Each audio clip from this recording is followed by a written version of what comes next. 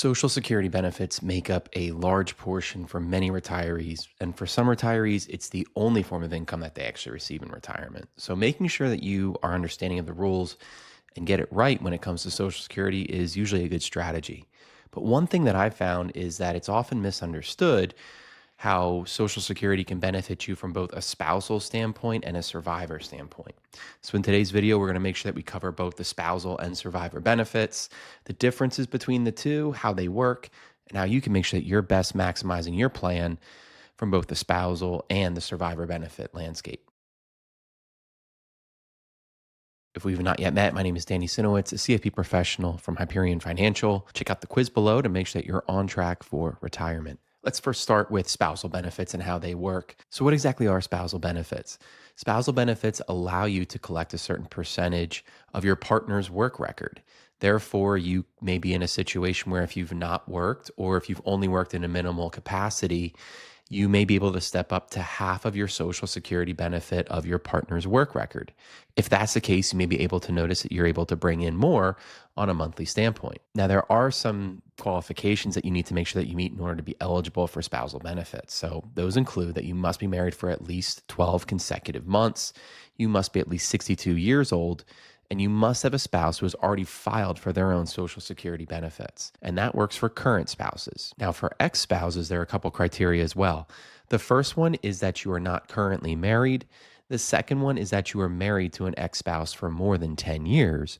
And the third criteria is that you are at least 62 years old yourself. Now, if you've been divorced for at least two years, you can actually claim the spousal benefit on your ex spouse's benefit, again, assuming you meet those criteria and that you're at least 62 years old, even if your ex spouse has not yet started to collect on his or her benefit. The maximum spousal benefit that you're able to receive is 50% of the working spouse's primary insurance amount. So, to keep math simple, if your spouse's primary insurance amount or their full retirement age benefit is $2,000 per month, you'd be eligible to collect $1,000 per month at your primary insurance amount or your full retirement age. Now, if you claim these benefits prior to your full retirement age, they are permanently reduced. And just like if you have an earnings record in your own Social Security, while you can collect at 62, just like if you have your own work history, you would also be taking a reduced benefit from about 32.5% rather than the 50% that you'd be eligible for. One key difference, though, is that if you decide to wait after your full retirement age,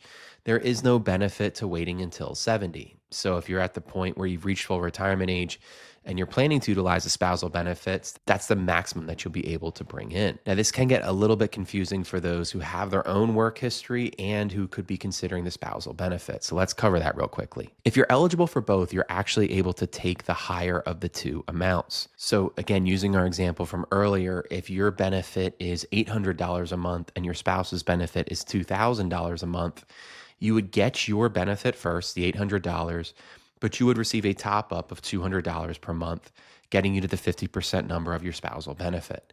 So you wouldn't necessarily be penalized for having your own benefit that's smaller than half of your spouse's benefit.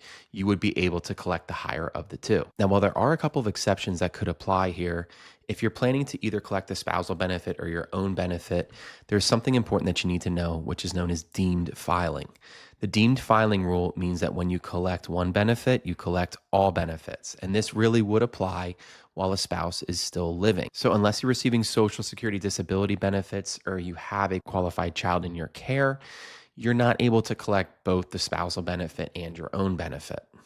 Now, survivor benefits are a little bit different. And obviously, this is a situation where survivor benefits are not always part of a good discussion to have. So you want to make sure, though, that if you are in a situation where survivor benefits take place, that you're, again, maximizing the amount of income that you're able to bring in. So again, let's talk about who qualifies. So for current spouses, if you've been married at least 9 months before the spouse's death, you'd be eligible. The other requirement is that you're at least age 60, not 62. And if you're age 50 and disabled, you'd also be eligible for survivor benefits. Now, there are some, again, exceptions to the rule here, such as if the spouse's death was an accident, if they were a uniformed service member, or if you're the joint parent of a natural or adopted child.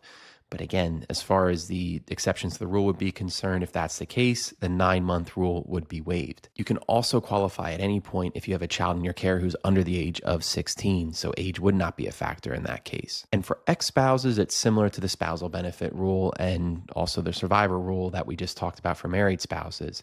If you've been married for 10 years, you're at least the age of 60, or if you're 50, if disabled, and you haven't remarried before the age of 60, you could be eligible for survivor benefits on an ex-spouse's record. And this is where things can get a little bit different, and it's important to make sure that there's a distinction. What you're eligible to receive is 100% of what the spouse would have received at full retirement age. This would apply if your spouse died prior to filing. Now, if your spouse had filed at the time, you may be able to collect what your spouse was receiving. Now, again, this does potentially limit how much you're able to get if you were to apply prior to age 67. So your benefit could be reduced if you apply for survivor benefits prior to your full retirement age. Now, there was once a rule known as this file and suspend rule that was something that could be taken advantage of for spouses, that you're able to collect on a spousal benefit while your own benefit grows. That was taken away in the mid 2010s, but that wasn't taken away for survivor benefits. If you qualify for your own retirement benefit and a survivor's benefit, you're actually able to collect on a survivor's benefit if you're prior to full retirement age, and then you can delay your own benefit as late as age 70 and switch to that benefit.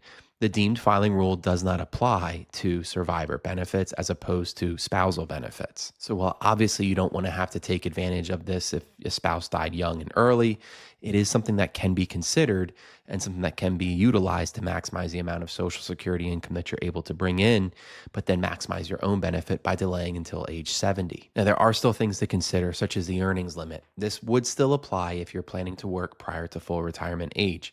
So make sure that if you have a job and you're planning to collect these dollars, that you're able to meet the earnings limit that would be required if you have earned income while you're collecting these benefits. The other thing to consider is remarriage. If you do get remarried before the age of 60, you do lose those survivor benefits that you would have had. For current spouses that are married, I do think this is one of the things that is most important when it comes to your Social Security benefit, especially if there's a large discrepancy in the earned income through the years and the Social Security benefits that would take place between one spouse and another.